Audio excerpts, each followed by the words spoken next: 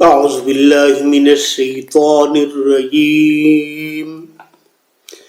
بسم الله الرحمن الرحيم. واعتصموا بحبل الله جميعا ولا تفرقوا. اللهم صل على محمد وعلى آل محمد كما صليت على إبراهيم وعلى آل إبراهيم إنك حميد مجيد. اللهم بارك على محمد وعلى آل محمد كما باركت على إبراهيم وعلى آل إبراهيم إنك حميد مجيد. نحمده ونصلي على رسوله الكريم. الحمد لله. আল্লাহ তাআলার দয়ায় আমরা বাংলাদেশটাকে সুন্দরভাবে সাজাবার জন্যে প্রস্তুতি নিচ্ছি, কিন্তু একটা প্রশ্ন বারবার ঘুরপাক খাচ্ছে। প্রশ্নটা হলো এই, বাংলাদেশে যারা ইসলামী রাজনীতি করেন বলে দাবি করে, আমরা যারা দাবি করি, আমাদেরকে নিয়ে একটা প্রশ্ন বারবারই লোকজন করে থাকে, সেটা হলো ইসলামী দলগুলো কেন একত্রিত হতে পারছে না। একটা বড় প্রশ্ন, খুবই যৌক্তিক একটা প্রশ্ন, কিন্তু এটা জবাব দেওয়া সম্ভব হচ্ছে না। কারণ হলো, বর্তমানে ইসলামী রাজনীতির নামে যারা আমরা রাজনীতি করছি, সেটা শুধু ইসলামের নামটাই আমরা নিয়ে মাঠে আসি, দু একটা ন্যায় কথা এবং দেশের কল্যাণে কিছু কাজ করার জন্য ইসলামী মাইন্ড নিয়ে। পক্ষান্তরে ইসলামী খেলাফতের যে বিষয়টা ছিল, এখানে বহুদল ছিল না। হয়তো খেলাফত নিয়ে কে খলিফা হবেন সেটা নিয়ে অনেক ঘটনা ঘটেছে, একে অপরের সাথে যুদ্ধ লিপ্ত হয়েছে, কিন্তু দেশ জাতি যে কোরআনের বিধান অনুযায়ী চলবে এই ব্যাপারে কারো দ্বিমত ছিল না। এটা ছিল ওদের ইখতিলাফ। ইখতিলাফটা শুধু ছিল খলিফা কে হবেন, আমিরুল মুমিনিন কে হবেন, এটা নিয়ে বারবার ইখতিলাফ হয়েছে, যুদ্ধ হয়েছে। কিন্তু খেলাফত যে দরকার, কোরআনের শাসন যে দরকার, এই ব্যাপারে কারো কোনো সন্দেহ ছিল না। বর্তমান বিশ্বেও, বিশেষ করে বর্তমান বাংলাদেশে যারা ইসলামী খেলাফতের কথা বলে বা ইসলামী আইনের কথা বলে, কোরআনের শাসনের কথা বলে, এই ব্যাপারে কারো দ্বিমত নাই। সবাই কোরআনের শাসন চায়, কিন্তু যেই সিঁড়িতে যে সিঁড়িটা বা যে লিফটটা ব্যবহার করে আমরা ইসলামী হুকুমত কায়েম করব বা ইসলামী শাসন কায়েম করব, এটা বলি, এই পদ্ধতিটা রাসূলুল্লাহ নূর সাল্লাল্লাহু আলাইহি ওয়াসাল্লামের পদ্ধতি নয়, এটা সাহাবায়ে কেরামেরও পদ্ধতি নয়। এই পদ্ধতিগত ঝামেলা থাকার কারণে আমরা হিলা করি। হিলা বলতে একটা জিনিসকে সরাসরি বৈধতা না পাওয়ার কারণে আমরা বৃহত্তর স্বার্থের খাতিরে ক্ষুদ্রতম অন্যায়কে মেনে নেই। আমরা বলে থাকি, আসলে এই কথাটার কতটুকু যুক্তি আছে, এই কথাটার কতটুকু গ্রহণযোগ্যতা আছে ইসলামের আলোকে আমার জানা নেই।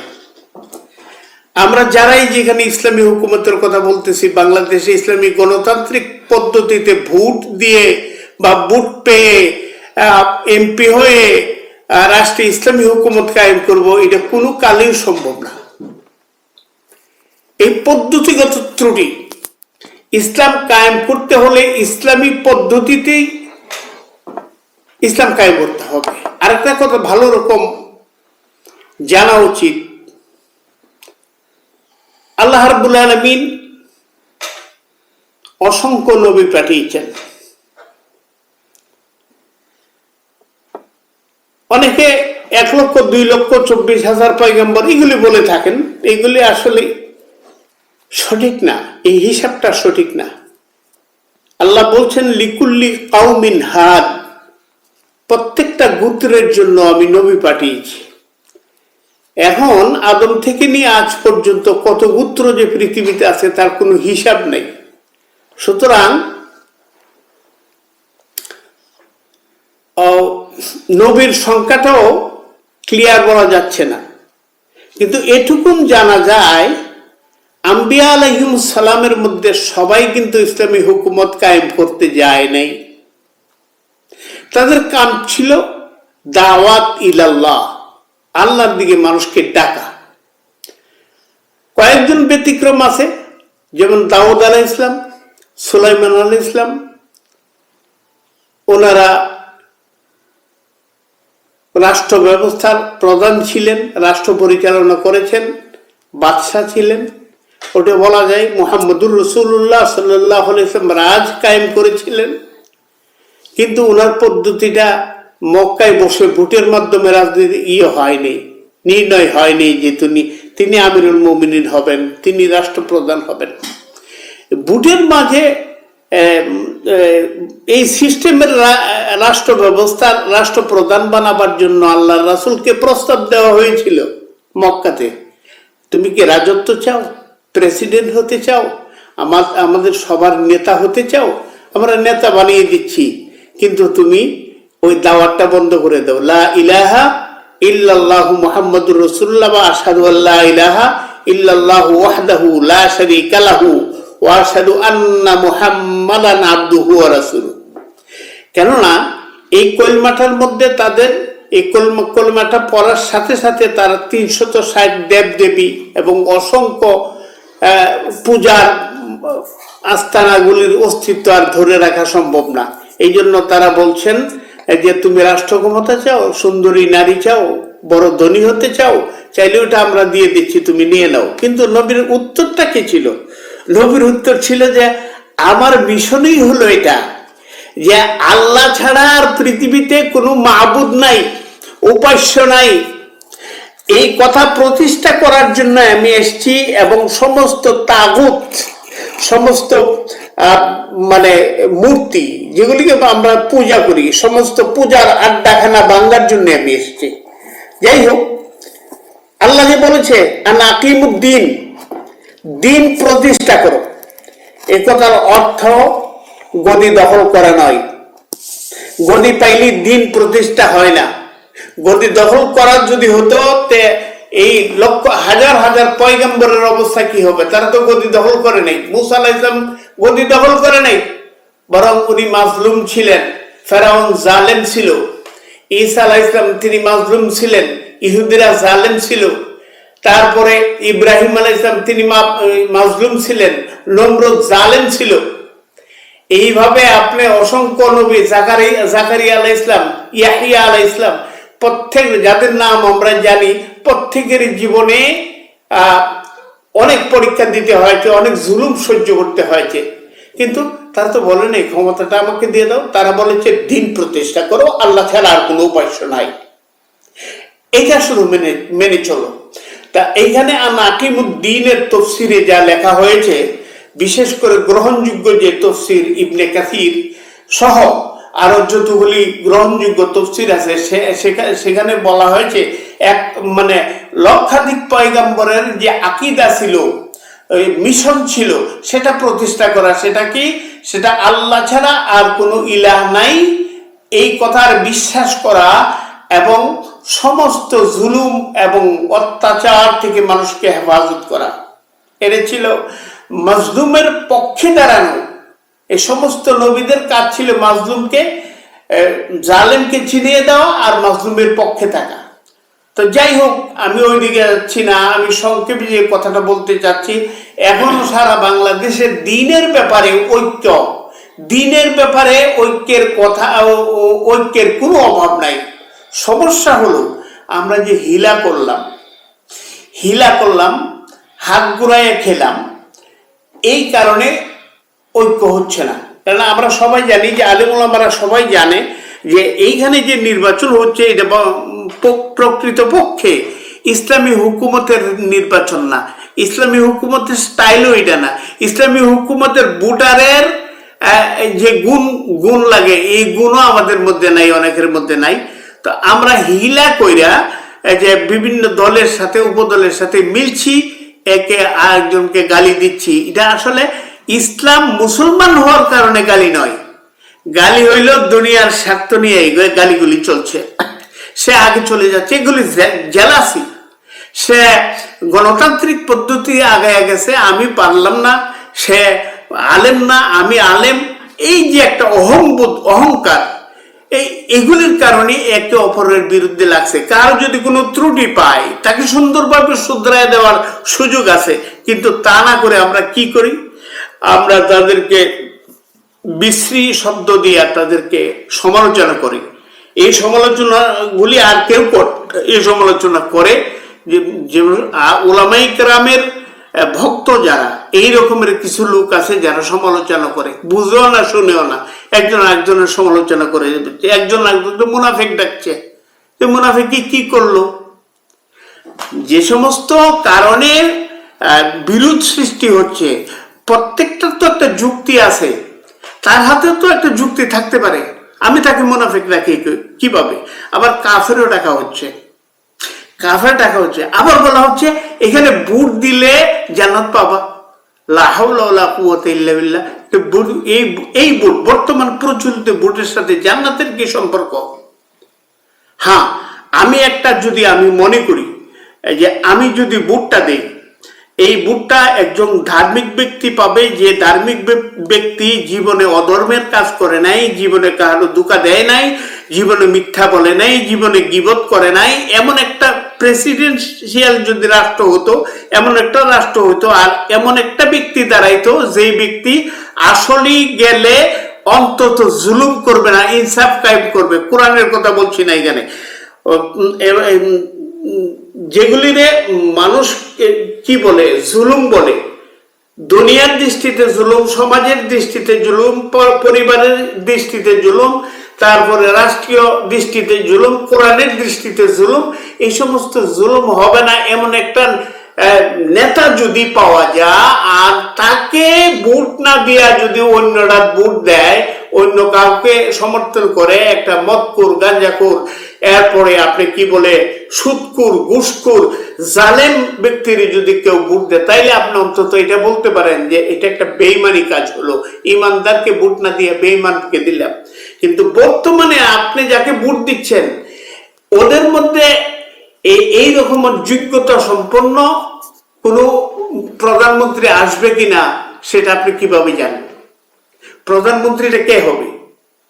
আপনি ধরেন, আপনি যাকে চয়েস করেন বললেন সে প্রধানমন্ত্রী হলে ভালো হবে, আপনি কি করে জানলেন সে প্রধানমন্ত্রী হলে ভালো হবে? তার আচার ব্যবহার এগুলি দেখে মোটামুটি আমরা তাকে পছন্দ করি। তো ভালো খারাপের মানদণ্ড এখানে ফিট করা যাচ্ছে না, এই জন্য যে এখানে কোরআনী শাসন আসতেছে না। এখানে গণতান্ত্রিক পদ্ধতিতে দেশ চলবে, তো লোকগুলি ভালো হইলে হয়তো দেশের মঙ্গল হতে পারে সম্ভাবনার উপরে। কেউ যদি অন্য বাক্সে ভোট দিয়ে দেয় সে কাফের হয়ে যাবে, আর আপনার বাক্সে দিলে, আপনাকে দিলে, আমি বলি যদি মানে আপনি একা প্রেসিডেন্টে দাঁড়াই দেন, আপনার নামাজি মুত্তাকি পরহেজগার দেখে যদি কেউ আপনাকে কোনো মুসলমান অ্যাভয়েড করতো, আপনাকে কোনো আলেম ওলামা অ্যাভয়েড করতো, তাইলে ছিল অন্য কথা। কিন্তু ক্ষমতাটা তো আপনার কাছে থাকতেছে না। আমি জানি আপনি এমপি, আপনি খুব ভালো মানুষ, জীবনে কারো ক্ষতি করেন নাই, কোনো অন্যায়ের সাথে জড়িত না, আপনি সম্পূর্ণ পারফেক্ট একটা ভালো মানুষ। আমি বুঝলাম আপনি পারফেক্ট একটা ভালো মানুষ। আপনি দেখেন ইতিপূর্বে বাংলাদেশ জাতীয় সংসদে অনেক ভালো মানুষ যারা আজ দুনিয়াত নাই, অনেক ভালো মানুষ গেছে, অনেক ব্যাপারে কি করেছে, প্রতিবাদ করেছে। লাভ কি হয়েছে? তারা কোনো বিল পাস আনতে পারছে, বিল পাস করাইতে পারছে?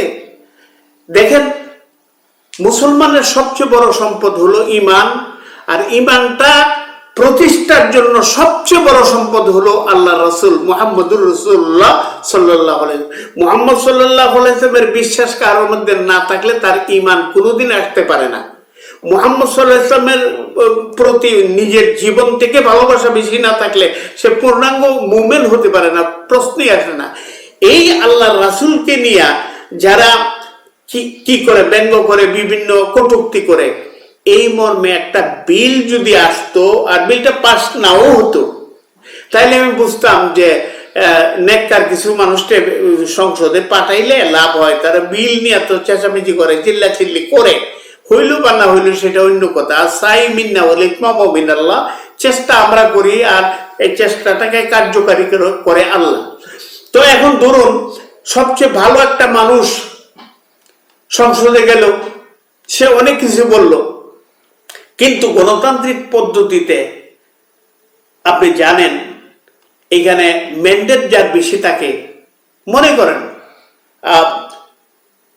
একজন একটা বিল আনলো, আইনে বললো যে বাংলাদেশে আজ থেকে বিড়ি, সিগারেট, তামাক, মাদক দ্রব্য সম্পূর্ণ নিষেধ। কাউকে যদি ধরা যায় তাকে সশ্রম কারাদণ্ড দেওয়া হবে, অথবা সরকার কোনো একটা বিচারের ব্যবস্থা করা হবে, কঠিন বিচার, যেটা এই রকমের বিচার করা হবে। তখন স্পিকার এই পক্ষ বিপক্ষে বলবেন হা বলুন না বলুন, তো একবার বলবে মনে হয় না জয়যুক্ত হয়েছে, না জয়যুক্ত হয়েছে, না জয়যুক্ত হয়েছে, ব্যাস আপনার এটা বাদ গেল। সুতরাং ওই কাজটা ইমানের সাথে এতটা জড়িত নয়। বর্তমান সংসদীয় গণতন্ত্রে যারা আমরা নির্বাচন করতে যাচ্ছি, আমাদের জানা উচিত এটার সাথে ইমানের এত সম্পর্ক নাই। আপনি গিয়ে কি করবেন? আমরা জানি ব্রাহ্মণবাড়িয়া খুন হয়েছিল, 6টা মার্ডার হইল, 6 মার্ডার, পুলিশের গুলিতে মারা গেছে। তব ব্রাহ্মণবাড়িয়া থেকে কিছু লোক সংসদ, মানে একজন বড় আলেম, পুক্তা আলেম, ভালো আলেম, আল্লাহ ভালো মানুষ, উনি গেলেন, উনি কিছুই করতে পারলেন না, কোন সাজারই ব্যবস্থা করতে পারলেন না। একদিন ওনার সাথে দেখা হলো ঢাকা এক জায়গায়, বললাম হুজুর আমরা তো আশা করেছিলাম যে এইটার একটা বিচার হোক। তো উনি আমাকে যেটা বললো, শুনো আমি এমপি হিসাবে চেষ্টা করতেছি, আমি যে বসে আছি তা নয়, কিন্তু এককভাবে এগুলি সম্ভব হয় না, গণতান্ত্রিক রাষ্ট্র ব্যবস্থা এটি হয় না, যার জন্য আমাকে ব্যর্থই বলবো। তবে একটা কথা, আমি অন্তত চেষ্টা করতে পারছি, এটুকুন বলতে পারি। তো ওনার অনুভূতিটা, উনি যেইভাবে আমার মতো একটা মানে সাধারণ মানুষের সাথে উনি যেইভাবে আদর করে আমার কথাটা বলছে, আমি বুঝছি যে আসলে যেই শান্তি, যেই শান্তির দেশ, শান্তির রাষ্ট্র, শান্তির সমাজ পাইতে চাই, আগে ওই শান্তি সম্পর্কে মানুষকে জানাতে হবে, বোঝাতে হবে, দাওয়াত দিতে হবে, শিক্ষা দিতে হবে। ইসলামাইজেশন কেমনে করবেন? আপনার অফিসে একজন নামাজ পড়ে, 10 জন নামাজ পড়ে না, নামাজের প্রয়োজন অনুভব করে না, সেজন্য নামাজ পড়ে না। আপনার অফিসে একজন ঘুষ খায় না, 10 জন ঘুষ খায়, দেদারসে ঘুষ খায়, আপনি কি করবেন বলেন? এটা কিভাবে দমাবেন? আসলে মানুষ যখন ভালো হয় না, মানুষ যদি ইসলামের আলোকে নিজেকে সাজাতে পারে আর তার মনে প্রাণে বিশ্বাস থাকে যে ইসলামী রাষ্ট্র ব্যবস্থা হবে, ইসলামের আইনি রাষ্ট্র চলবে, এটার যদি বর্তমান গণতন্ত্র যেটা আছে, এই গণতান্ত্রিক পদ্ধতি ছাড়াও যদি কেউ ইসলামী একটা সুন্দর জীবন বিধান হিসাবে গড়ে তুলতে পারে, মানুষ গড়ে উঠতে পারে, তখন মানুষই অনুভব করবে যে না, ইসলামী রাষ্ট্র ব্যবস্থা ছাড়া সুখ হবে না। যদিও এখনো আরম্ভ হয়েছে, ইসলামী রাষ্ট্র ব্যবস্থা ছাড়া দেশে শান্তি আসবে না, কিন্তু প্রশ্ন হলো বর্তমানে বিশ্বে যেটা চলমান গণতান্ত্রিক পদ্ধতিতে, এই পদ্ধতি ইসলাম গ্রহণ করে না। তো আপনারা কেমনে, আমাকেও আপনারা বলতে পারেন, আমি তো একটা দলের নমিনেশন পেয়েছিলাম, তা আমি কিভাবে, এগুলি হিলা, আমি করলে হালাল আরেকজন করলে হারাম, বিষয়টা কিন্তু এমন না। দেখেন, উলামায়ে কেরাম খুব বিপদে আছে, এরা মাজুর, অপারক, এই জন্য হিলা সাজি করে মানুষকে ইসলামের কিছুটা স্বাদ ভোগ করাইতে চাইতেছে, যদিও তাদের এই ধারণা বুমেরাং হয়ে যাচ্ছে, বারবার বুমেরাং হয়ে যাচ্ছে। তার কারণ এইখানে সংখ্যা গরু যতক্ষণ পর্যন্ত না হবে, এককভাবে ইসলামী দল যদি রাষ্ট্র ক্ষমতায় বসতে না পারে, তাহলে ইসলাম আনা সম্ভব না। আর এককভাবে তখনই সম্ভব হবে যদি দেশের অধিকাংশ মানুষ ইসলামকে পছন্দ করে, ইসলামকে ভালোবাসে, ইসলামের জয়গান গায়, ইসলামের নিজের জীবন চালায়, পরিবারের জীবন চালায়, রাষ্ট্রীয় জীবনও চালাইতে চায়, তখন এটা সম্ভব। দেখুন কতগুলি হিলাসাজি, আর এটা নিয়ে আমরা এমন দ্বন্দ্বে পড়ছি, একজন হুজুর আরেকজন হুজুরকে কুকুর ডাকতে কোনটা বোধ করে না, মুরতাদ, তারপরে অনেক কিছু বলে। আমি শ্রদ্ধার সাথে সমস্ত হুজুরদেরকে বলবো, দেখুন এসব কারণে কাউকে আপনি কাফের মুনাফিক এগুলি বলতে পারেন না। একটা ভালো মানুষ আছে, ঠিক আছে, একটা দল করে, ইসলামী দল নামে ইসলামী দল করে, আপনি সমর্থন করতে পারেন, নাও করতে পারেন, কিন্তু বিষোদ্গার করবেন না। এই বিষোদ্গারটা হয় কেন? সত্যিকার অর্থে ইসলামী জীবন ব্যবস্থা আমাদের নিজের মধ্যেই নাই। তার কারণ ইসলাম তার জবানকে কন্ট্রোল করার কথা বলেছে, কানকে কন্ট্রোল করার কথা বলেছে, দিমাগকে কন্ট্রোল করে কথা বলার কথা বলা হয়েছে, হিংসা অন্তর থেকে দূর করার কথা বলা হয়েছে, মিথ্যা ছেড়ে দেওয়ার কথা বলা হয়েছে, সত্য কথা বলার কথা বলা হয়েছে, গীবত, মানুষের পরনিন্দা, এটা বলা হয়েছে। সবচেয়ে কঠিন ভাবে যেটা বলা হয়েছে সেটা হলো আনানিয়ত, নিজেকে বড় মনে করা, আনানিয়ত, নিজেকে বড় মনে করা, অন্যকে তুচ্ছ তাচ্ছিল্য করা। এই স্বভাবগুলি যারা আমরা পড়াই মানুষকে, যেগুলি ছেড়ে দিতে হবে, আমাদের মধ্যে বা আমাদের বক্তবৃন্দের মধ্যে এগুলি বাসা পাচ্ছে বলে আমাদের চোখে পড়ে। এই জন্য আমি বলবো, আগে নিজকে সংশোধন করি। আর আমি তুচ্ছ কারণ বলবো না, বর্তমান প্রচলিত রাজনৈতিক কারণে আপনি যদি কাউকে কটাক্ষ করেন, আমার মনে হয় আপনি ভালোটা করতে পারলেন না, আপনি সমস্যায় পড়ে যাবেন, আপনি ভালো করতে পারলেন না। আরো দেখেন, পাকিস্তান পিরিয়ডে ফাতেমা জিন্নাহ দাঁড়াইছিল, উলামায়ে কেরাম বলছে নারী নেতৃত্ব হারাম। এরপরে দেখা গেল ফাতেমা জিন্নাহর পক্ষে অনেক আলেম উলামা গেছে, জনগণ মনে করছে যেটা হারাম ছিল কোনো কারণে মনে হয় এটা হালাল হয়ে গেছে। না, এটা হালাল হয়নি, ওইটাও একই কারণ ছিল। এটা তো ইসলামের কিছু না, এই ব্যবস্থাটা তো ইসলামের কিছু না। নির্বাচনে দাঁড়ানো, সংসদে যাওয়া, পার্লামেন্টে যাওয়া, এটা ইসলামের কোনো কারণ না, এটাও হিলা ছিল, হিলা করেছে। ফাতেমা জিন্নাহকে বলছে আইয়ুব খানের চেয়ে ফাতেমা জিন্নাহ বালা, তো ফাতেমা জিন্নাহরে আমরা গ্রহণ করলাম, বা উনি কিছু শর্ত মেনে নিল যে ইসলাম কায়েম হইলে আমরা কি করব, না আমি যদি যেতে পারি, সরকার গঠন করতে পারি, আপনাদেরকে এই সুবিধা দিয়ে দিব। সুবিধাটা কি? যে ব্লাসফেমি আইন করব, রাসূলের বিরুদ্ধে কেউ যেন কিছু না করতে পারে, বা কিছু ভালো কথা বলছে, এই জন্য ওরা ওনাদের কাছে গেছে। আসলে এই দেশটা যখন ভাগ হয় তখন আপনারা সবাই জানেন, ভারতের একটা বড় সংখ্যা, বিশাল সংখ্যা লোকেরা দেশ বিভাগের বিরুদ্ধে ছিল, এমনকি উলামায়ে কেরামের বিরাট একটা অংশ দেশ বিভাগের বিরোধী ছিল। তো এরা বলছে না, দেশ বিভাগ করা যাবে না। তো কায়েদ আজম মোহাম্মদ আলী জিন্নাহর কথায় কিভাবে বললো মুসলমানরা? শুনেন, আসলে যতবারই দেশ বিভাগ হোক, দেশ স্বাধীন হোক, বা দেশের জন্য রক্ত দিতে হোক, তখন কিন্তু রাজনৈতিকভাবে যেমন যখন ভোটের সময় আসে, অনেকে নামাজি হয়ে যায়, অনেকে টুপিওয়ালা হয়ে যায়, দাড়িওয়ালা তো হুট করে হওয়া যায় না, টুপিওয়ালা হয়ে যায়, আলিম ওলামারে ডাকে। ঠিক তেমনি ভাবে রাষ্ট্র যখন ভাগ করতে চাইলো, ভারতকে খণ্ড করতে চাইলো, তখনও কিন্তু এটা কাজ করছে, ইসলামী মানে ইসলামী মূল্যবোধ প্রতিষ্ঠা করব।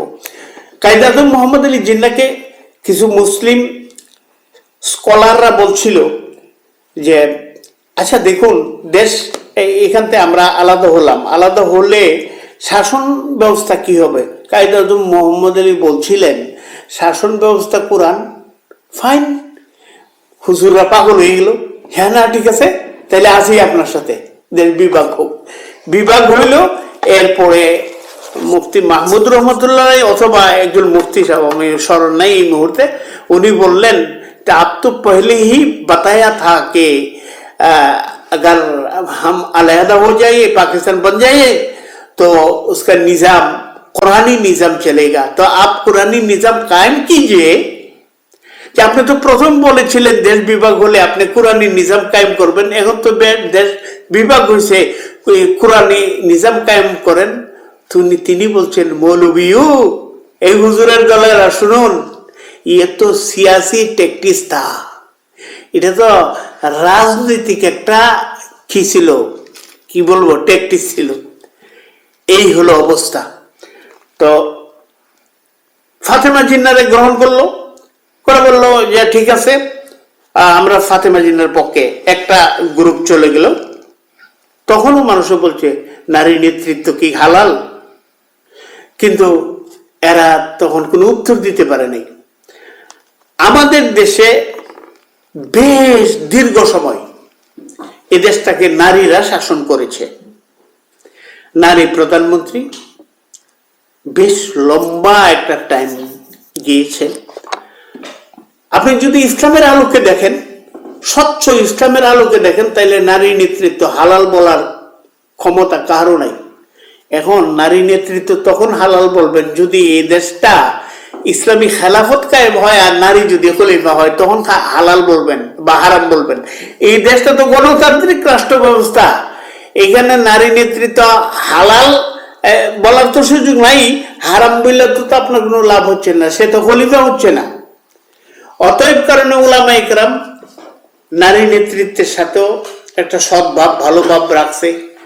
কোনো সময় হাসিনার সাথে, কোনো সময় খালেদা, আল্লাহ ওনাকে জান্নাত নসিব করুক, ওনাদের নেতৃত্বকে আমরা মেনে নিয়েছি। কোরআনের আয়াত কিন্তু ঠিকই আছে, ওই জাতির কখনো মঙ্গল হতে পারে না যে জাতির কর্ণধার হয় নারী।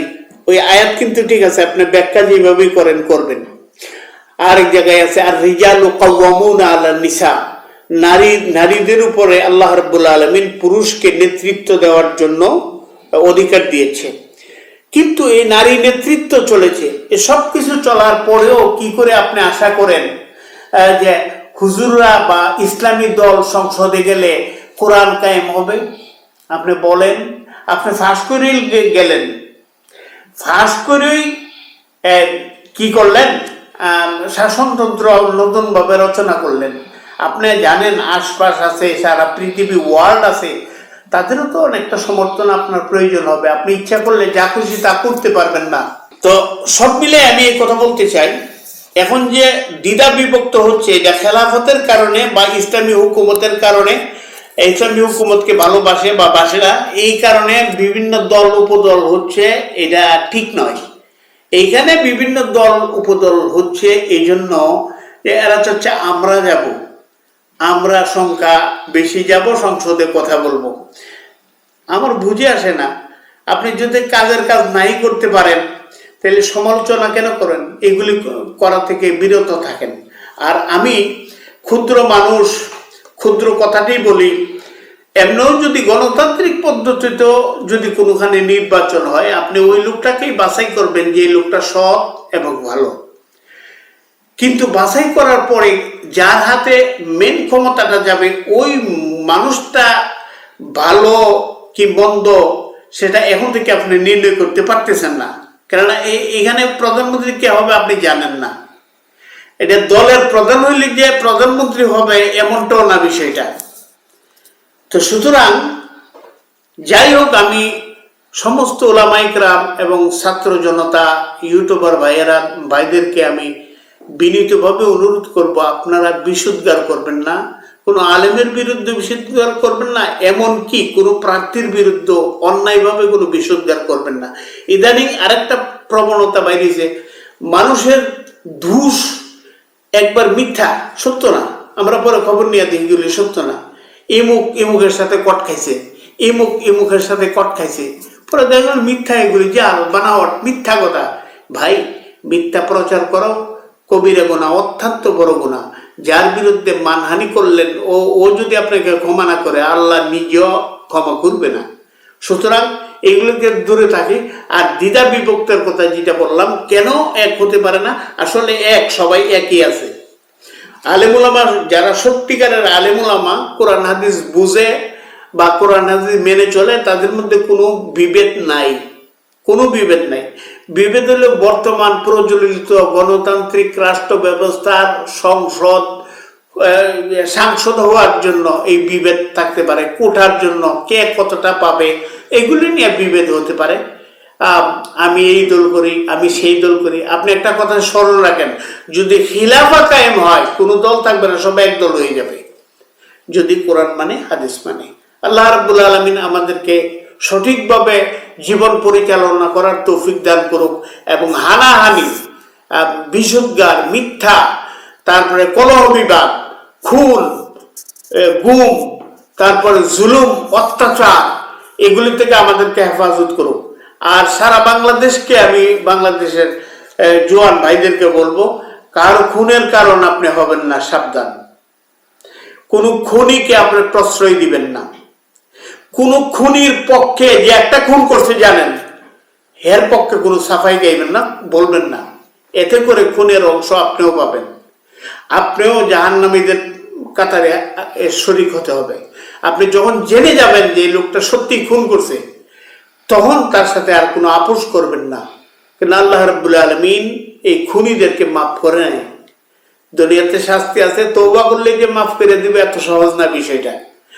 অথবা খুনের বদলা যদি আপনি 4000 কোটি টাকা দিয়ে দেন, আপনার খুনের গুনাহ মাফ হয়ে যাবে, এটা কিন্তু সঠিক না। আল্লাহ রাব্বুল আলামিন এটার বিচার করেই ছাড়বে। কাউকে খুন করবেন না, ধাক্কা দিবেন না, গরম দেখাবেন না, গরিব হোক ধনী হোক, তুচ্ছ তাচ্ছিল্য করবেন না। তুচ্ছ তাচ্ছিল্য করলে এটাই প্রকাশ পায় যে আপনি মুসলমান না। মুসলমান কাউকে অযথা তুচ্ছ তাচ্ছিল্য করতে পারে না। ইউটিউব কে ফেসবুক, এগুলি দেখে মনে বড় কষ্ট লাগে। মিথ্যা কি এআই দিয়ে কি বানায়া, মিথ্যা প্রচার যন্ত্র দ্বারা মিথ্যা বানাওয়াট কথাবার্তা বিভিন্ন নেতা সম্পর্কে বা বিভিন্ন আলেম ওলামা সম্পর্কে বা বিভিন্ন মানুষ সম্পর্কে যেগুলো রটানো হচ্ছে, তার জন্য আল্লাহ রাব্বুল আলামিন কাছে জবাবদিহি করতে হবে। আল্লাহু লাতীফুন খাবীর, আল্লাহ রাব্বুল আলামিন অত্যন্ত সূক্ষ্মদর্শী। আল্লাহ রাব্বুল আলামিনকে সঠিকভাবে বিশ্বাস করে, দ্বীনের সঠিক নিয়ম নীতি পালন করে, রাষ্ট্রের সঠিক নিয়ম নীতি, যেগুলি সঠিক নিয়ম নীতি আছে, এগুলি সুষ্ঠুভাবে পালন করে হিন্দু, মুসলিম, বৌদ্ধ যারা আছে এই দেশের নাগরিক সবার সাথে সদ্ভাব রেখে চলার তৌফিক আমাদেরকে সবাইকে দান করুক। আমিন। ওয়া আখিরু দাওয়ানা আলহামদুলিল্লাহি রাব্বিল আলামিন।